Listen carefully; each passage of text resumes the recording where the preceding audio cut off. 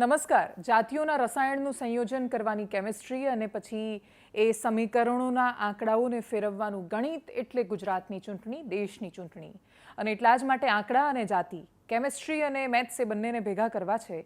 સમજાવવું છે કે જામનગર લોકસભામાં શું કામ આટલો બધો વિરોધ જોવા મળી રહ્યો છે. એ પણ સમજવું છે કે નિવેદન તો પરસોત્તમ રૂપાલાએ આપ્યું, તો આદર્શ પરિસ્થિતિમાં પરસોત્તમ રૂપાલાનો વિરોધ હોવો જોઈએ, પરંતુ વિરોધ તો સૌથી વધારે પૂનમબેન માડમનો થતો જોવા મળે છે. ઘમાસાણ કે ઘર્ષણના દ્રશ્યો તો કચ્છમાંથી વિનોદ ચાવડાની સામે આવે છે કે પછી સુરેન્દ્રનગરમાં ક્ષત્રિયોની એકતાની સાથે સંગઠનનું બહુ મોટું પ્રદર્શન થતું દેખાય છે. અને એટલા જ માટે સમજવું છે જામનગર લોકસભાનું ગણિત. અને જામનગરની સાથે દેવભૂમિ દ્વારકા પણ છે. આ એટલો સુંદર પ્રદેશ છે કે જ્યાં કાળિયો ઠાકોર છે, જ્યાં નાગેશ્વર મહાદેવ છે, અને એટલે જ અને એનાથી સહેજ આગળ અહીંયા જશો તમે આ બાજુ એટલે અહીંયા સોમનાથ આવશે. એટલે એ પ્રદેશ બહુ રળિયામણો છે. બે ત્યાં જ્યોતિર્લિંગ હોય, એક લોકસભામાં એક જ્યોતિર્લિંગ અને દ્વારિકાનું મંદિર હોય એવું સંયોજન બહુ ઓછું જોવા મળે છે. દેશની અદ્ભુત સૌથી મોટી રિફાઇનરી જામનગરમાં આવેલી છે, એટલે રોજગારની પણ લોકોને બહુ વિશાળ સમસ્યાઓ નથી હોતી. કળા, કારીગરી અને બીજું શું નથી. જાતિઓનો પણ એટલો સુંદર સમૂહ જામનગરમાં જોવા મળે છે. આહિર આખા રાજ્યમાં જ્યાં જોવા મળે છે એમાંથી સૌથી વધારે જામનગરમાં 2,25,000ની વસ્તી છે. અને એટલે જ આ સમીકરણના આધારે ભારતીય જનતા પાર્ટી જે દાવો કરે છે કે સબકા સાથ સબકા વિકાસમાં અમે જાતિઓનું એક પુષ્પગુચ્છ બનાવીએ છીએ અને જેમાં દરેક જાતિઓને પ્રતિનિધિત્વ આપીએ છીએ, જે જાતિના લોકોની વર્ષોથી ઝંખના હતી કે અમને સ્થાન મળવું જોઈએ.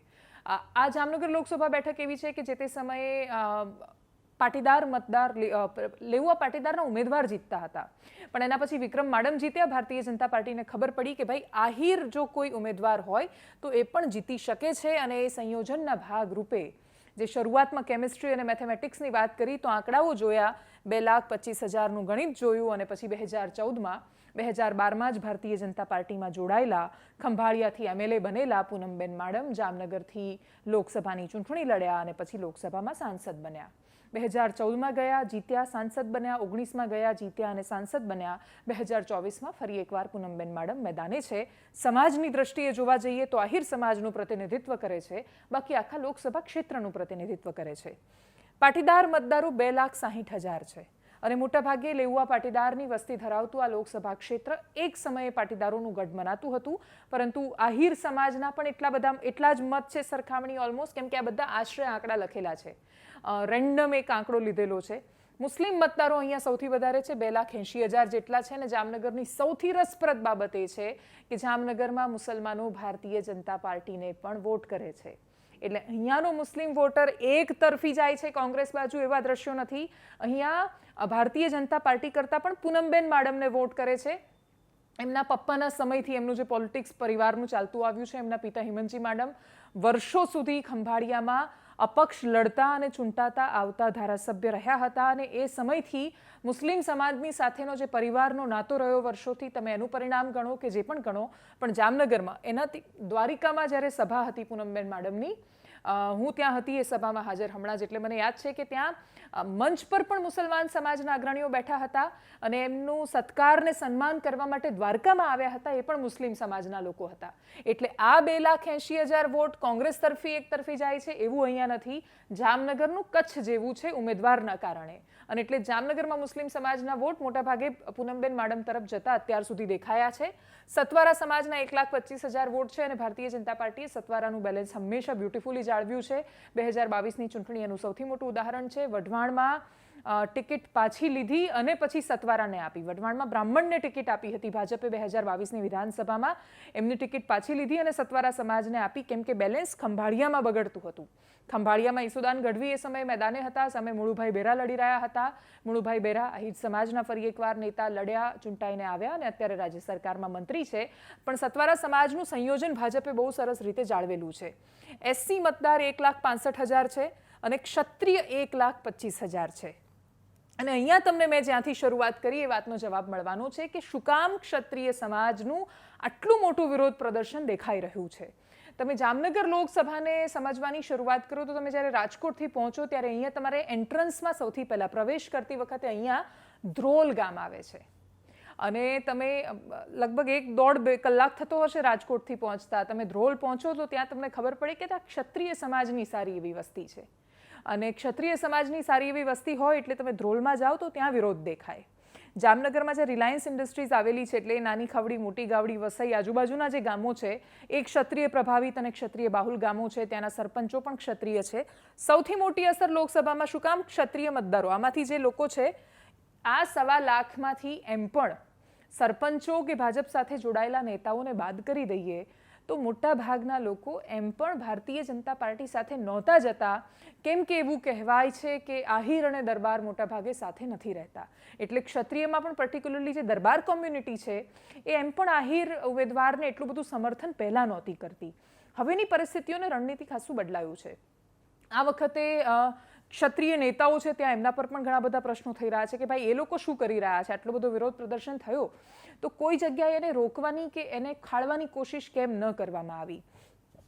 કોંગ્રેસને ભરોસો શેના પર છે? સૌથી પહેલાં પૂનમબેન મેડમની જે મુસ્લિમ મતદારોની વાત કરી એ રીતે કોંગ્રેસના ઉમેદવાર જેપી મોરવિયા છે. ત્યાં હું ખાસા બધા ગામોમાં ગઈ અને મેં જેપી મોરવિયા વિશે પૂછ્યું તો એક ભાઈએ કહ્યું કે કોણ પેલા જેપી માંડવિયા, મનસુખ માંડવિયા જેવા કંઈક. એટલે આ લોકોને આ પ્રકારનું કન્ફ્યુઝન છે.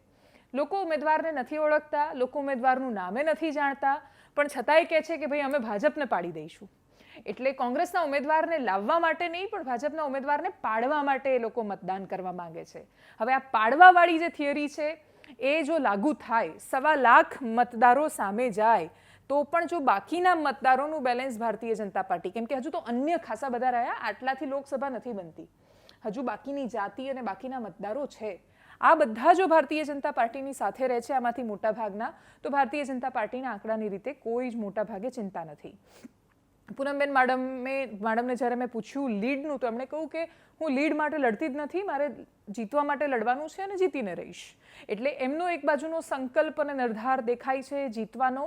અને આંકડાઓનું સમીકરણ કહે છે કે ક્ષત્રિયો ખૂબ પ્રભાવિત હોવાથી, સંખ્યા વધારે હોવાથી એમનું વિરોધ પ્રદર્શન દેખાઈ રહ્યું છે, પરંતુ પરિણામ પર કોઈ વિશેષ અસર એ જામનગરમાં કરશે એવું લાગતું નથી. લીડ પર અસર કરશે, પરંતુ એક સાથે બધા મતદારો સાથે જતા હતા એવું તો હતું નહીં.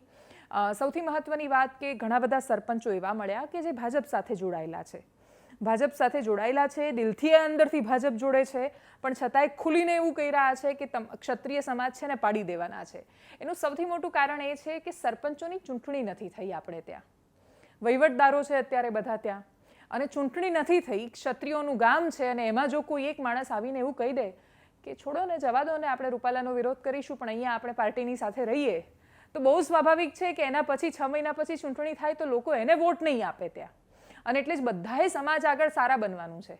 અને સમાજ આગળ સારા બનવાની સ્પર્ધા ચાલતી હોય તો એ બધાની વચ્ચે દરેક લોકો એવી કોશિશ કરવાના કે અમે આગેવાની લઈએ, દમખમથી બતાવી દઈએ અને પછી સમાજમાં જોમ ભરીએ. આપણે ત્યાં એમ પણ સમાજોમાં જ્યારે જોમ ભરવામાં આવે, અસ્મિતાની, ગૌરવની, ભૂતકાળની વાતો કરવામાં આવે, ઇતિહાસ યાદ કરાવવામાં આવે, ક્ષત્રિય સમાજના સંમેલનોમાં બહુ જોરથી જેમ કહેવામાં આવે છે કે વીર ભોગ્યા વસુંધરા, આ બધું જ્યારે યાદ કરાવવામાં આવે ત્યારે માણસની અંદર એક શુરાતનનો અહેસાસ થાય. અને એટલે શુરાતન ચડાવવાવાળા જે આગેવાનો છે એમનું ભાજપમાં ભવિષ્ય શું એ ખબર નહીં, પણ ગામના લોકોને એવું લાગે કે જોયું મરદનો બેટો છે, પોતે ભાજપમાં હતો ને તોય લડતો હતો આપણી સામે. તો આ પ્રકારનો માહોલ ક્ષત્રિયોમાં ખાસા આગેવાનો ઊભો કરવાની કોશિશ કરી રહ્યા છે. એટલે ચોક્કસથી આ મતદારો અસર કરે છે.